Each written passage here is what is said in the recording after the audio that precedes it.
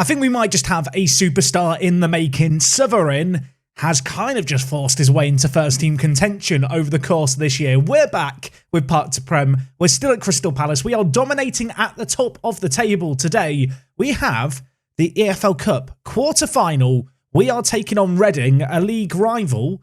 And then after that, we've got the small matter of Brentford in the league. It's going to be first versus second. We're at home for it, hoping we can get 2 wins today. Let's see if we can make it happen.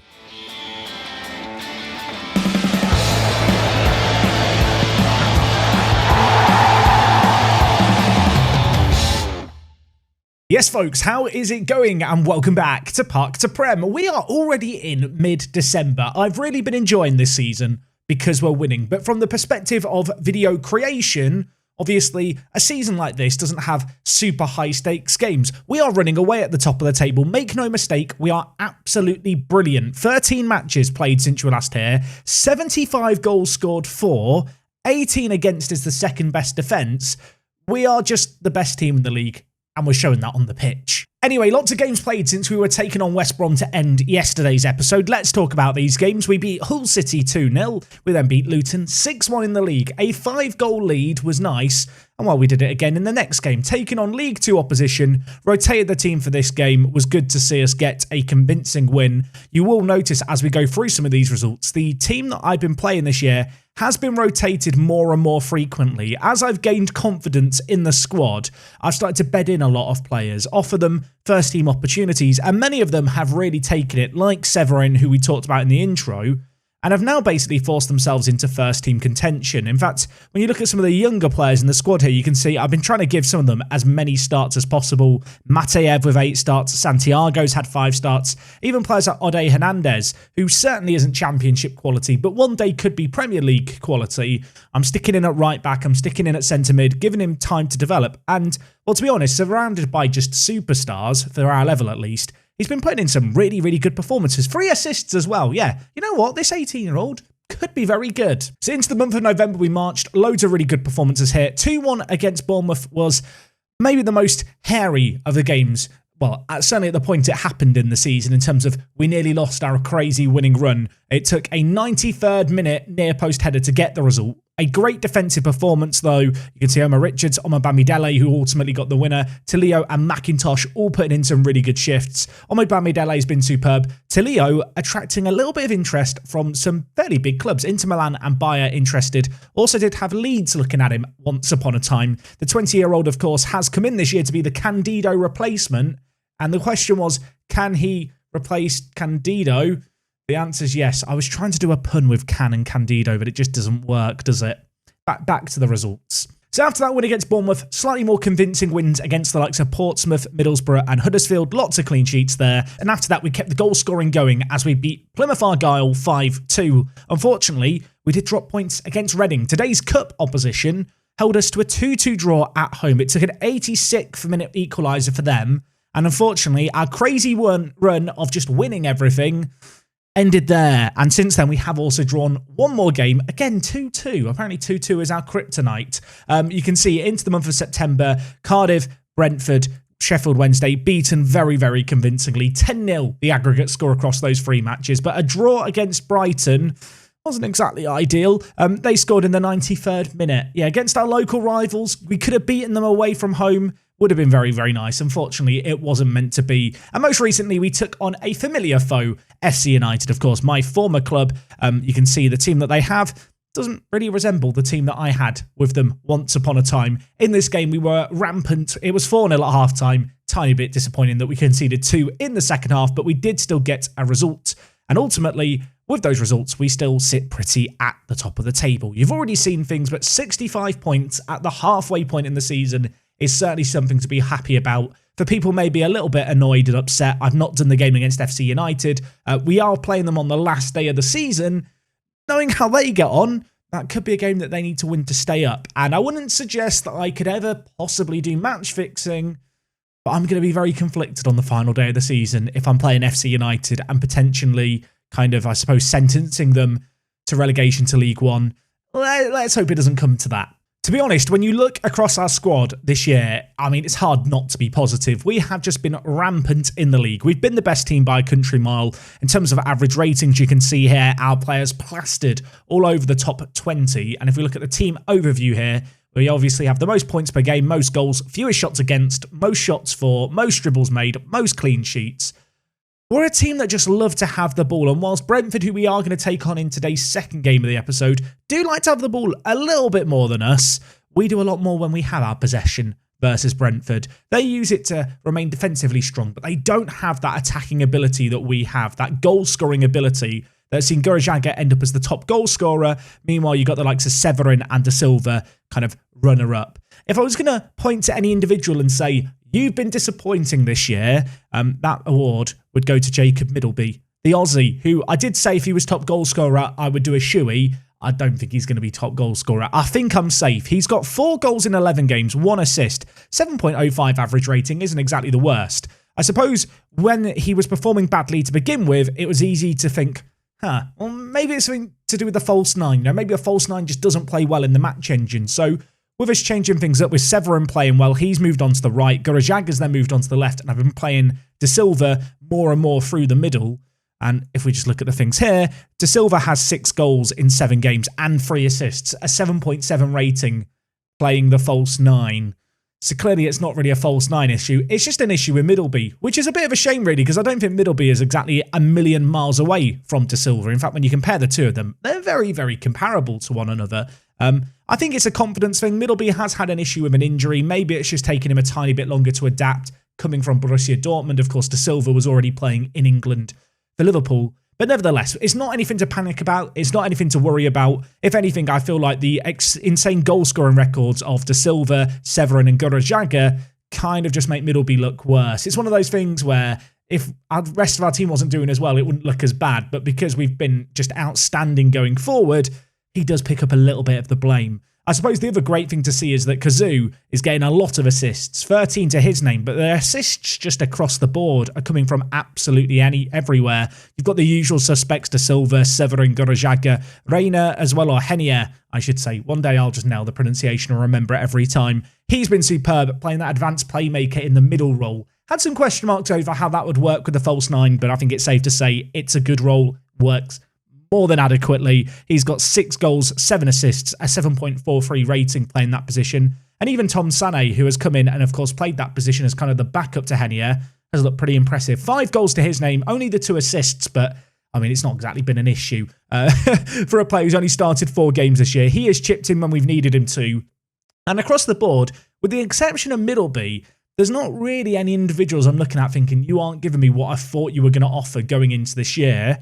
Yeah, I feel good about things at the moment. So today's first game is going to be in the EFL Cup. We are going to take on Reading. Now, I already mentioned we drew against them in the league, so they've proven that they can be stiff opposition, but that doesn't mean I'm going to, expect anything other than a win today. We are going in pretty much at full strength. This is the team that, at least right now, when everyone's fit, I would go with. I guess actually the one exception might be Omar Richards, who unfortunately has got injured for the next kind of 4 to 8 days. As a result, Mateev is going to come in at left back, but the 20-year-old, the Kazakhstanian international, has been superb. So hopefully he's going to slot in. I don't view him as a big downgrade in that position.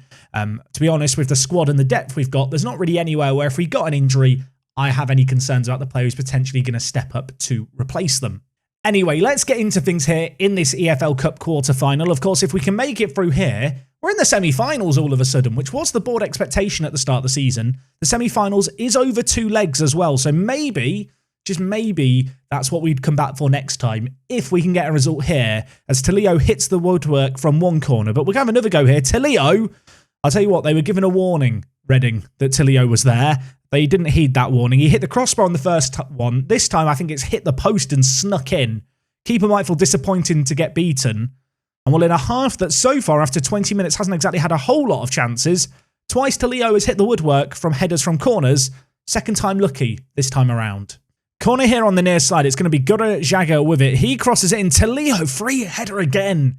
Very nearly grabbed a second in this game already. He's looked very, very threatening. First half, that's not a whole lot of chances, but I was about to say we're going to go in at the break with our noses ahead, but there is still 60 seconds for some late drama, perhaps. I would, of course, rather there's not late drama. I wouldn't mind a second goal here as Gurajaga brings it forward. Loads of players queuing up in the middle. Gives it to Matayev, to Valdir, back to Gurajaga, who hits it. And while the Liverpool loanee just over the crossbar with that effort, and that is going to be the final piece of action for the half. The XG story tells the story. We've been the better team. Reading have had the ball but not done anything with it. I'm going to tell the players I'm delighted. More of the same in the second half. Could do with a second goal sooner rather than later, just to, lower the stress level slightly, lower the jeopardy slightly. I feel like the longer that these kind of games in Football Manager go on at 1-0, the more nervous you get. And, well, their goalkeeper looks nervous. He's gifted us possession. Seweryn crosses it in. Gurajaga. Henier is there. Gets his noggin on it. Gurajaga with an unusual assist for the winger. He nods it back into the mixer. And Henier, playing that advanced playmaker role on attack, really does like to get into the box, and you've seen it there. You might remember last year we played with the advanced playmaker on support, and I talked about how he kept dropping deep all the time. Sometimes he would come deeper than our centre mids. By playing the advanced playmaker on attack in that position, they constantly get in the area. They don't drop back nearly enough, or nearly as much, I should say, as the other role. It's kind of crazy how much just that duty change does change the behaviour of the role. We could have a chance here as well. There's a man gone down in the box. Navarro's been adjudged to have pushed over. I think it was on Bamidele.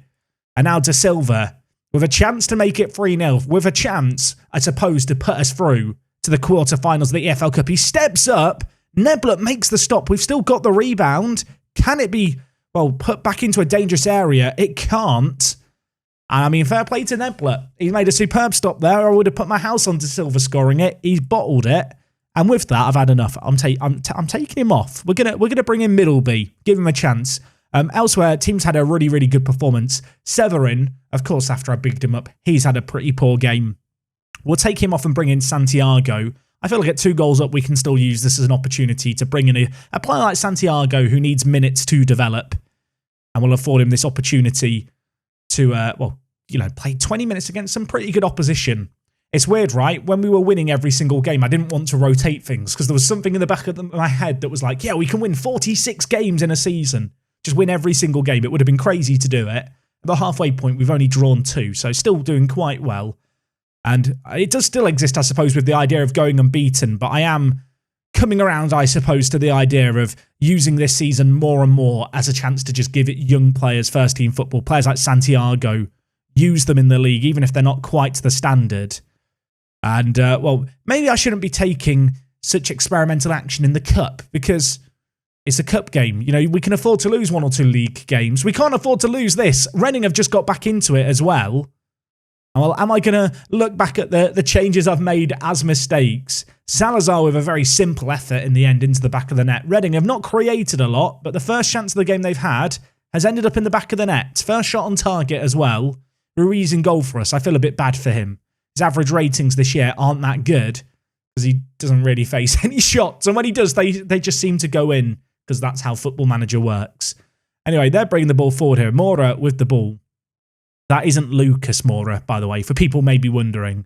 Valdir, Santiago, the super sub. What can he do? Number 14 on the back of his shirt. Can he channel a bit of his inner Thierry Henry? He can. Crosses it in. Gurajaga's there. 3-1, 6 minutes left. That should be job done, right? It should be fine now. Reading, of course, committing men forward to try and get an equaliser. We have so many men surging on forward here. There were 5 players in the box. Gurajaka, the man at the back post, is there. He tucks it away. And I think, folks, tomorrow could be EFL Cup semi. Okay, maybe let's not say it just yet. I don't want to jinx it, but maybe we'll hit them on the break. Middleby, playing it forward to Gurajaga. 1 more goal and we can say we'll be in the semi-final tomorrow. Henier, Gurajaga, back to Valdir, who floats it towards Santiago. It's cleared away to Middleby. The 2 subs involved blocked away that effort from range. We do still have the ball, though. Valdir, Matayev. There's a confidence and a swagger as we knock around the ball here. It's a beautiful bit of passing build-up play. Santiago has it. Oh, my word. Outside of the foot effort. It was like he stabbed the ball with that effort. It wasn't really a kick. It was more of a prod. But it's ended up in the bottom corner, and that is game over now. It's 4-1 here. Henier will get the assist. And while the youngster on off the bench to score a little bit of a worldie. Wasn't, a screamer from range into the top corner, but he just hit it with a bit of finesse. outside the foot, into the bottom corner. Keeper couldn't get there. EFL Cup semi-final. Here we come. For a second, I forgot what round we're in. We've done it. Mission accomplished. 4-1. Great win. I'm a very happy bunny. That was pretty convincing by all accounts. So a great win for us, seeing our cup run continue that little bit further. As I already mentioned, the board expectation is to reach the semi-final. I suppose the bad news from our point of view is Manchester United are definitely in the semi-final. FC United are taking on Liverpool. Elsewhere, Southampton taking on Nottingham Forest. The draw for the semi-final, I believe, is just before the Brentford game. So I'm going to hop forward to that. I'd love to see FC United make it through, but it's probably unlikely. Yeah, if we could get a dream draw against them, great. If not, would really rather avoid Liverpool and Manchester United. So I was a little bit of an idiot and I got obsessive hitting continue disorder, where you hit continue playing Football Manager and miss the cup draw. We've all been there. You've done this. It's not just a me problem, I hope. In terms of the draw, it's probably the best possible outcome for us. We are going to be taking on Southampton or Nottingham Forest in the semi-final. That does mean that we are going to dodge Liverpool and Manchester United until at least the final. So I'd consider that a small little win. I don't believe the dates for this game have been confirmed. Maybe, actually, I can check it under the rules section. Can I check it here? I think maybe it's going to be on the 6th and the 14th, just based on that inbox item. Do we have the dates? We do have the dates. It's the 6th and the 13th for us. So that's tomorrow's episode, Sword. It's going to be the EFL Cup semi-final. I feel like when you're in the Premier League, the EFL Cup doesn't really matter that much. When you're in our situation, I want to win every cup that I can, or at least go as far as we can in them. But of course, we are going to shift our focus back to the league here. We're taking on Brentford at home. Brentford currently second in the league. A good little team, a team perhaps defying expectations somewhat. They're predicted to finish 6th at the start of the season. Of course, we were comfortable favourites. I'm glad that we're living up to that labelling. When it comes to team news for today's game, Henier has broken his hand. He's out for 3 to 5 weeks. Did have the option to have him play through the injury, but I decided really just to play things safe. Send him to a specialist, minimise the risk of a repeat injury. That does mean that Sané is going to come in for us today. The Dutch centre attacking mid has been very good when we've relied on him. He's never really had an extended run in the team as a starter, so maybe a bit of a chance for him to show us what he's made of in the next game week or two. Elsewhere, Mateev continues to play at left back. In the midfield, Valdir is suspended, so Talio is moving up to the ball-winning midfielder on defend position. Elsewhere, Graham Franklin, you might remember this guy. He was an English player we signed from Ipswich Town for 9.5 million. He comes in to play centre-back, and whilst I wouldn't exactly say he is a championship-level player, when he's played for us so far, he's done quite well. I realise he's meant to be on the left-hand side because he's left-footed. Can we swap them? We can swap them. But yeah, he gets a chance today to show us what he's all about. The kind of player who is only going to benefit from first-team football. Talio's injury, or rather Valdir's suspension and Talio moving across, means that Graham Franklin can come in. We'll see what he's made of today. It's a live-com debut for the 18-year-old. Just don't score an own goal, Graham, and we'll be fine. It's worth noting this game is on Boxing Day. We've only had a couple of days since the last game, and the fixture congestion is coming thick and fast. So we are going to have to rotate things around. Of course, we've got Derby County and Stoke on the horizon. You might remember we took them on just last episode. Anyway, let's get into this game. You've already seen the team. We are rotating things around, and while taking on the team currently in second whilst we're in first, means we have a good opportunity here to extend our lead at the top of the table and continue, I suppose, our championship dominance. Given the fact we've gone unbeaten at the halfway point, I am desperately hoping we could go for an unbeaten season. That would be a really, really cool thing to achieve. And while with Brentford in second, it'd be safe to assume they're going to be one of the more difficult teams I suppose we butt heads with before the season is over. If I'm not mistaken, they lost in the playoffs last year, so they are a good team. And while they are on the front foot here, bringing the ball forward, O'Brien inside to Mbuemo, who's dispossessed, but the ball falls to Bina Gittins, who hits it just the wrong side of the post. And well, from the resulting goal kick, the next highlight commences. Ball knocked around nicely by us here. Gurajaga to Kone, dinked over to McIntosh, the right back on the overlap. Inside to Gurajaga. Lovely, lovely build-up play. Middleby's in the middle. De Silva's there as well. And on his left peg, he's going to smash it in. Playing that inside forward role on the left for us. Of course, Middleby playing through the middle. And it's a really, really confident volley that sees us take the lead here in just under 20 minutes. The ball here, a searching ball to the back post. Had to hook his foot around that. Did very well to guide it in to the near post. And I think we take what, on the face of it, is a deserved lead. We've had a few more chances, not as much of the ball as I would like. As I mentioned earlier on in the video, Brentford have the highest average possession in the league, higher than us. So you know that they like to have the ball.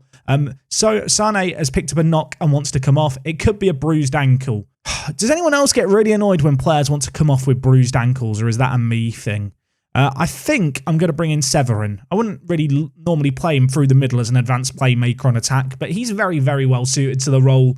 The other option would be Santiago, but with Severyn's recent form, only really out the team here because I wanted to rotate things around with all the fixture congestion coming up. Well, what I was hoping would be a rest for him is going to end up being a good run out. He's going to get 60 minutes of this game. So the first half concludes and it's 1-0 at the break. It's not exactly been a classic. There's not been a load of chances either way. By our own standards, we've been relatively quiet going forward. I'm going to tell the players that I know they can make the difference today and to do a little bit more. Certainly not the kind of game where I want to praise players. We've not done enough here. We've not controlled the game to our usual degree. I suppose that's to be expected against good opposition. Well, if we could get an early goal here, that would be nice. Middleby, through on goal, should score, does score. Dropped from the team, talked about the fact he's rubbish. What does he go and do in the live com? Scores against the team in second. That was a really, really confident display. And despite his struggles on the pitch, actually, Middleby has really developed this year. His pace has been going up, his strength is up to 18. He's a really well-rounded kind of technical forward who's good with the ball at his feet, very capable of holding up the play as a false nine. But as you've just seen there, even as the false nine, it's a role where you are going to make runs forward as the lone striker. And on that occasion, he showed that he is a striker. He does have good finishing, really confident finish, and hopefully that is going to inject a bit more confidence into this second half performance as well. We win the ball in a good position before giving it up ourselves. We're pressing high. We're trying to force errors out of Brentford, force them to go long. On this occasion, they've actually managed to pick out Mbeumo, who is still at Brentford 10 years in the future. Almost feels weird at this point when you see players at the same club they started at. Stacey on the right-hand side floats it back post. Lewis Potter is there, and he tucks it away. And suddenly, that confidence that I talked about, you know, hopefully being built up, is gone. It's been shattered. It doesn't exist anymore. All dinked into the wide area, and then Stacey, similar kind of area of the pitch, I suppose, to our first goal, crosses it in from the near side towards that back post. On this occasion, it's a header. And unfortunately, it is back to 2-1. But for how long is the question, because I don't think this game's going to end 2-1. It doesn't feel like it, the way that chances are being created, the way the ball is being knocked around by either team. We've got a chance here. Tilio plays through to Silva, hits it. Keeper gets a toe on it, gets a foot on it. Puts out for a corner. That was a good opportunity. Wasn't too dissimilar to the one that we scored to start the second half, but dealt with well. And the resulting corner not going to cause any issues either. So Tilio on a booking scares me. Tick that off your WorkTheSpace bingo sheet. I'm going to bring in Ferguson. Worth noting, Ferguson is on his way to MLS. Brought in as a squad player this year with a bit of leadership quality. He started kicking up a bit of a fuss about lack of first-team football.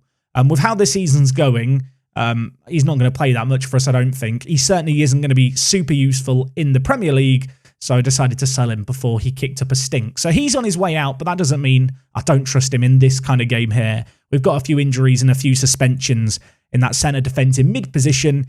Hopefully he's going to come in today and just steady the ship a little bit as that ball-winning midfielder. 10 minutes left. Nothing's happening. Nothing is happening, which I think is fine, right? We're 2-1 up. Everything's awesome. Our attackers are very, very tired here. I'm going to make a change. I'm going to bring in Kazoo. I'm actually going to take off, I think, Middleby. Am I really taking off Middleby? Am I sure about that? Am I sure? I think I am sure about it. Maybe a controversial change this one. If we concede, the fans will probably complain about me on TalkSport and on 606. You know, they'll call in. I realise that if you're not in the UK, you don't know what I'm talking about. 606 football phone in. Basically, after the 3 o'clock kickoffs in England, football fans can ring into a radio station and rant about the football match they've just seen. If you've ever been on away days living in England to 3 o'clock kickoffs, you know the deal. Long car journey back, you'd stick on the radio and listen to other football fans moan and be miserable. Because especially if you've lost, it's the only way to cheer yourself up.